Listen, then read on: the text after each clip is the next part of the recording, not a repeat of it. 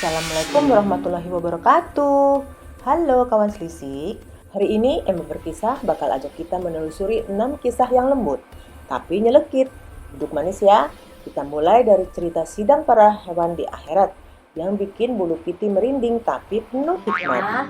Kayaknya ini tempat tunggu makhluk hidup sebelum masuk surga ya. Iyalah, aku paling depan. Karena tiap pagi, aku bangunin manusia buat subuh. Tapi kamu kadang salah jam. Kok berkokok jam 2 pagi? Itu versi alarm trial. Alarm premium gagal fungsi. Beginilah hewan-hewan di akhirat. Itu nasibnya dengan gaya masing-masing. Aku nggak mau duluan. Aku cuma pengen tahu apakah manusia yang pernah merawatku dapat rahmat dari Allah. Widih, kamu lembut banget Topit. Hati, nanti malaikat ngira kamu influencer hewan. Aku cuma kucing, bukan konten kreator. Di balik bulu lembutnya, Piti punya hati yang lembut juga. Nek dulu, aku ditolong manusia waktu hampir mati kehausan. Semoga Allah ampuni dia. Masya Allah, kamu aja ingat kebaikan manusia. Aku juga pengen majikanku diampuni. Dia sabar banget, meski aku sering kabur dari kandang. Mereka semua manusia baik. Semoga mereka dapat balasan terbaik. Bahkan hewan pun bisa mengenang kasih sayang yang tulus. Assalamualaikum makhluk Allah. Sekarang waktunya kalian bersaksi. Waduh, ini sidang beneran ternyata. Apakah kami tahu siapa yang masuk surga? Yang pertama mendapat rahmat Allah adalah manusia yang pernah memberi minum seekor anjing kehausan. Walah, itu pasti majikanku. Alhamdulillah. Berarti bukan hewan yang masuk surga, tapi manusia yang sayang pada hewan ya? Benar, kalian semua adalah saksi atas kasih mereka. Hewan tak punya dosa, tapi mereka membawa kesaksian cinta. Aku bersaksi, majikanku selalu sisain nasi buat aku. Petani itu tiap sore mandiin aku. Dia orang soleh.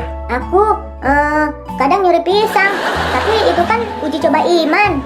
Masya Allah, kalian semua jadi saksi kebaikan manusia. Allah Maha Adil dan Maha Penyayang. Sekarang aku ngerti, yang menyayangi makhluk Allah akan disayangi oleh Allah. Betul bro, kasih kecil bisa membuka pintu surga besar. Dan kita jadi saksi kasih itu. Asal aku dapat pisang surga unlimited, aku mau kok bersaksi tiap hari. Berbuat baik pada hewan adalah sedekah. Memberi makan seekor kucing bisa jadi sebab rezeki, dan menyayanginya bisa jadi jalan menuju surga. Jadi aku nggak cuma kucing lucu, aku juga kucing membawa pahala. Dan aku, ayam alarm dari surga. Aku sih tetap monyet happy selamanya.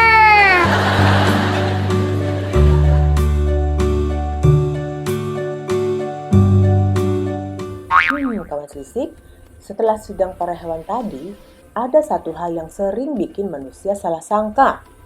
Kadang ada yang bilang arwah pulang, padahal bukan begitu loh ceritanya. Yuk, Piti antar ke kisah berikutnya. Jangan-jangan itu arwahnya kucing Pak Haji. Katanya kalau arwah itu datang, dia itu mau minta ikan terakhir yang belum sempat dia makan. Waduh, makin serem kan? Plot twist, tiba-tiba muncul si rakun tajir bawa-bawa kamera vlog. Gayanya udah kayak wartawan gosip spiritual. Breaking news permisa, ada penampakan arwah kucing di dapur warga. Subscribe biar gak ketinggalan draw selanjutnya. Belum selesai paniknya Piti sama Nyiknya, muncul lagi Dokter Lejo si kadal. Tenang, tenang. Itu bukan arwah, tapi jin porin. Jadi, setiap makhluk hidup itu punya pendamping. Nah, kalau tuannya meninggal, jin ini bisa banget niru suara bahkan kebiasaannya. Masuk akal juga ya kawan selisik. Karena gini kawan selisik, dalam Al-Quran surat Al-Mu'minun ayat 99-100, Allah udah berfirman, yang intinya kalau kematian datang, orang yang meninggal itu bakal minta dikembaliin ke dunia buat beramal soleh. Tapi Allah bilang, sekali-kali tidak. Jadi, arwah itu nggak bisa kembali ke dunia. Mereka ada di alam barzah. Kalaupun ada yang mirip, itu cuma jin yang lagi iseng niru rupa. Lanjut. Piti akhirnya coba beraniin diri nyamperin bayangan itu. Beneran, kawan selisik. Sosok itu ngomong pakai suara berat. Aku datang minta ikan asin. Tapi yang ini pedas level 5. Abang kuat.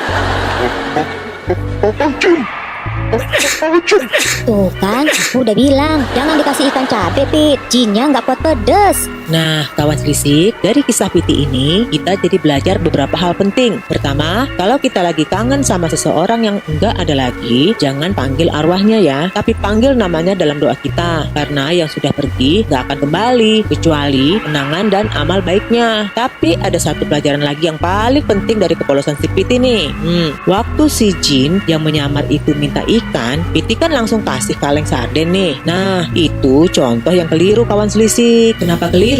Karena menuruti permintaan jin atau makhluk halus itu bisa menjerumuskan kita ke perbuatan syirik loh. Seolah-olah kita meminta sesuatu atau berlindung kepada selain Allah. Jadi, kalau ada yang iseng gangguin atau minta aneh-aneh, jangan sekali-kali dituruti ya. Harusnya yang kita lakukan adalah memohon perlindungan kepada Allah dengan membacakan ayat-ayat Al-Quran. Salah satu yang paling ampuh untuk mengusir mereka ya ayat kursi itu. Makanya, pelajaran berharga ini akhirnya Piti tulis gede-gede di dinding dapurnya. Kalau ada arwah minta ikan, baca ayat kursi dulu, bukan buka kaleng sarden. Betul nggak sih kawan? Makin kita belajar, makin kerasa banyak hal kecil yang ngasih rancu.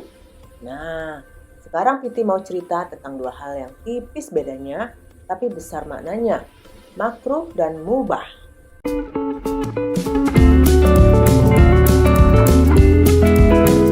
Tarik nafas, hembuskan. Astagfirullah, yoga jadi gas beracun. Perut. Ini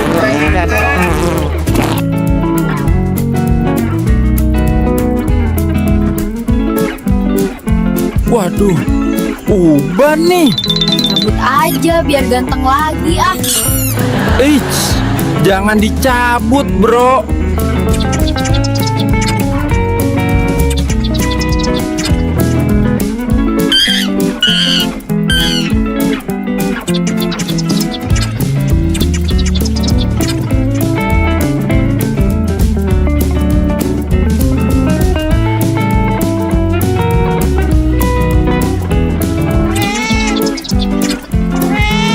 My turn, Pit! No, me first! Hey, fly it higher. Astaghfirullah, it's a swing, not a rocket.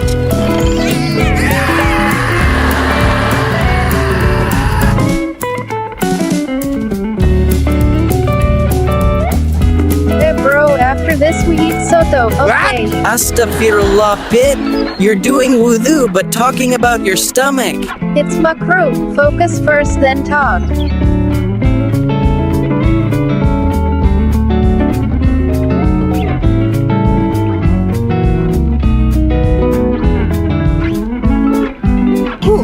Biar cepet dingin. Woi, makruh tahu. Jangan ditiup. Iya, Pit. Tiupannya bisa bikin sop jadi kurang berkah.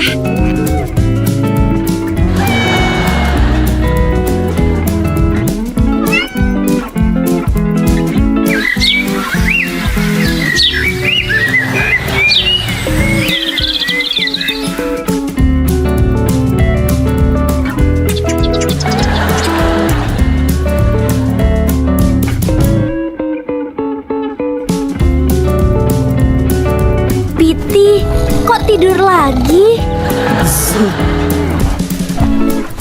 Ini namanya ibadah tidur.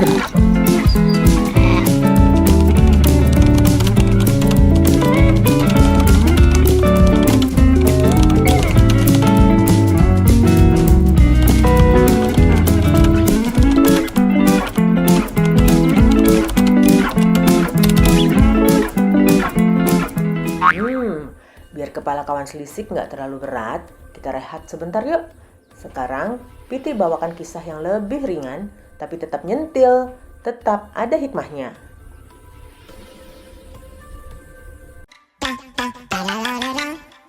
Okay, camera ready?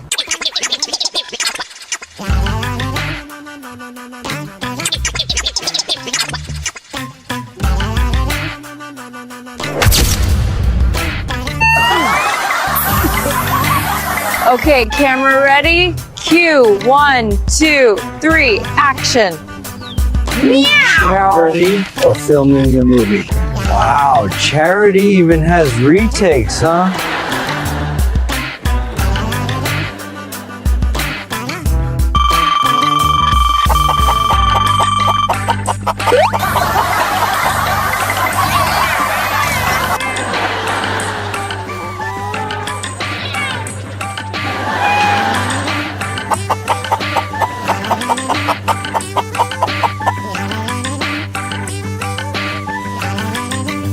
Waduh, kok musik dangdut ikut sholat juga? Allah dulu, notifikasi belakangan.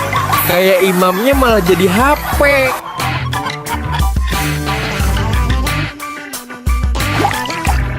Piti, wudhu pakai air suci, bukan susu. Aku pikir aku bisa mendapatkan bersinar pada saat yang sama.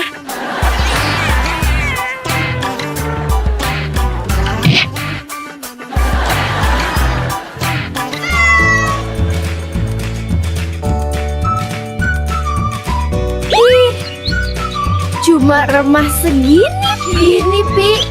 Rezeki halal sekecil roti, lebih mulia dari triliunan korupsi.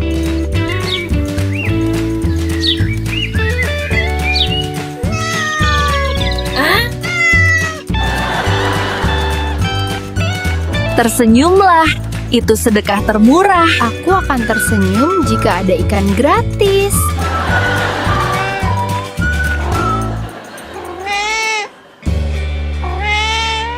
Hehe, kalau begitu aku senyum dulu. Semoga ikannya datang.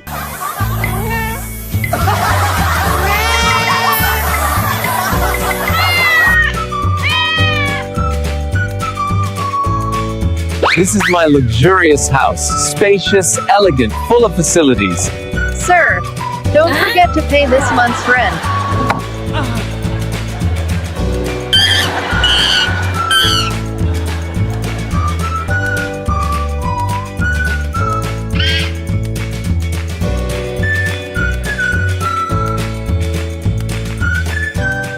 Oke kawan, setelah tertawa halus tadi, kita masuk ke cerita yang agak, gimana ya?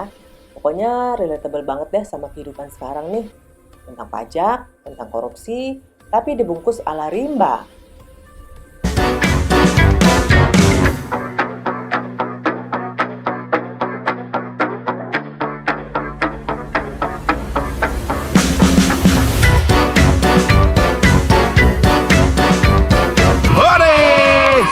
Terima kasih rakyat rimba.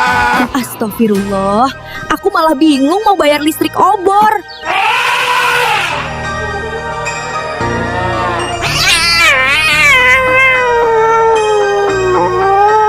Astaghfirullah. Sell 20,000 salted fish. After tax, only a tiny bit.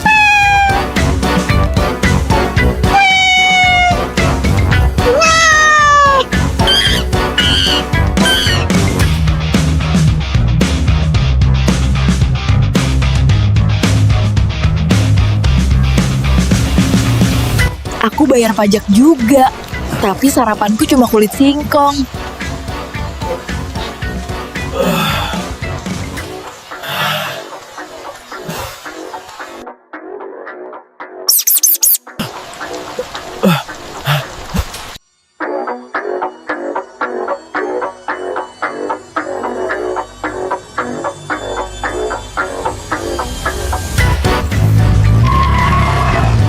Terima kasih. Anda memungkinkan saya membeli mobil sport baru. Ya Allah.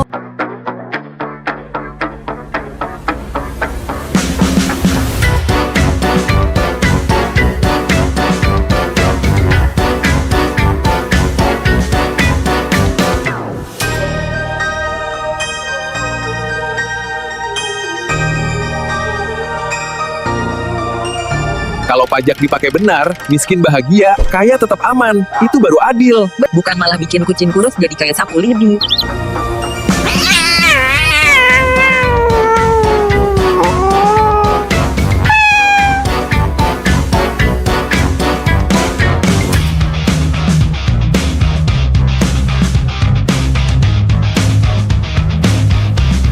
Breaking news, pajak konyol sudah diturunkan karena seekor kucing ragdoll marah mengamuk. Alhamdulillah, ayo rayakan, tapi kamu harus bayar sambal sendiri.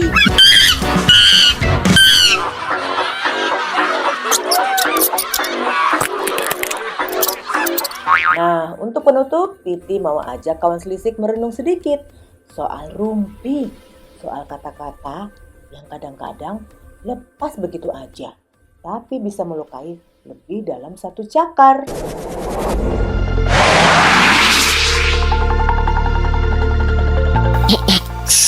Sini. Kalian tahu nggak sih, si Tutu kemarin pas ngaji ketiduran. Imam baru baca Al-Fatihah, dia sudah pok duluan. Aku lihat juga tuh, kepala dia sampai nyenggol sejadah aku tahu. Tapi kalian yakin Tutu bakal seneng nih kalau tahu kalian ngomongin dia gini? Lah. Tapi kan bener, Tit. Ya, itu kan bukan fitnah. Enak aja. Memang benar, Nyiknya. Tapi kata Allah, janganlah sebagian kalian menggunjing sebagian yang lain. Sukakah kalian memakan daging saudaramu yang mati? Quran Surat Al-Hujurat ayat 12. Ih, apa? Daging saudara? Ih, aku sih jijik banget. Makanya, Bro, walau benar, kalau bikin malu, tetap aja dosa. Itu namanya gibah. Iya nih. Aduh, lidahku emang lebih lincah dari sayapku.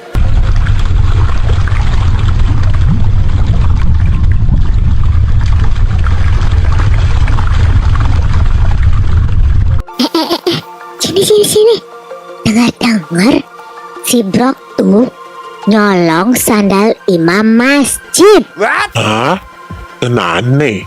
Brok? Tapi kan kakinya aja licin. Gimana mau nyolong sandal? Kamu yakin itu bener, Nyiknya? Iya, kan kata burung pipit, katanya gitu. Hoi, ini sandal aku sendiri. Hadiah ulang tahun dari ibu Kata. Enak aja. Kata Nabi, kalau yang kamu katakan benar, tapi dia tak suka, itu namanya gibah. Kalau tidak benar, itu fitnah. Hadis riwayat Muslim. Aduh, maaf. Jadi aku fitnah ya. Kayaknya kamu butuh puasa ngomong dulu deh, Nyi. Ya udah deh.